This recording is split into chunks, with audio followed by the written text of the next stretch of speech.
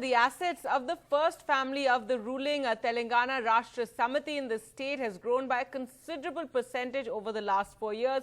A look at the affidavits that were filed by K. Chandrasekhar Rao, his son K.T. Rao and his nephew in 2014 and 2018 have revealed that growth in assets. Now, K.T. Ramarao's total assets have jumped by an enormous 400%, with his annual income for this year increasing from 29 lakhs in 2014 to 74.6 lakhs in 2018. So that's a massive jump in his income. However, it's his wife's income that is really astounding, and it's seen a massive jump from 21 lakhs in 2014 to over 4 crores in the latest affidavit filed by the party. Earlier, we spoke to NDTV's Uma Sudhir for more.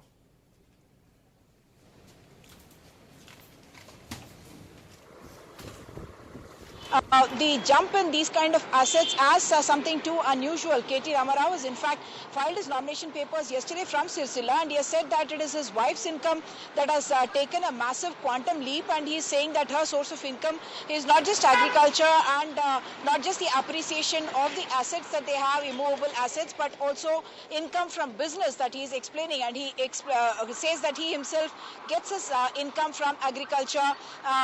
He's also said that he has some 16 cases filed against him, criminal cases, of which in one of them he's been convicted. Of course, all those cases relate to the period between 11 and 14 when he was part of the Telangana struggle.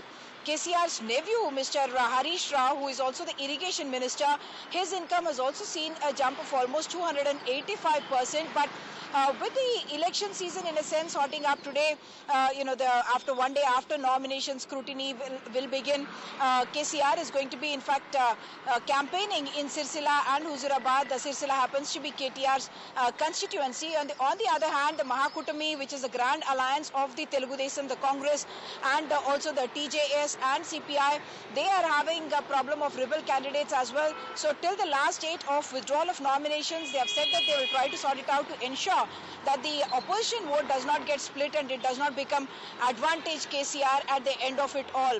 Parallelly, I must also talk about Chandrababu Naidu, who is not in this election, of course, but because the Telugu Desam is part of the Grand Alliance, it's become virtually a KCR versus Chandrababu Naidu whenever KCR is talking, and he's saying that if you are going to support the Grand Alliance, the center of power is going to be either in Delhi because of a Congress leadership there, or in Vijayawada because the Telugu Desam leadership is in Vijayawada, and therefore he's pitched it like a KCR versus Chandrababu Naidu.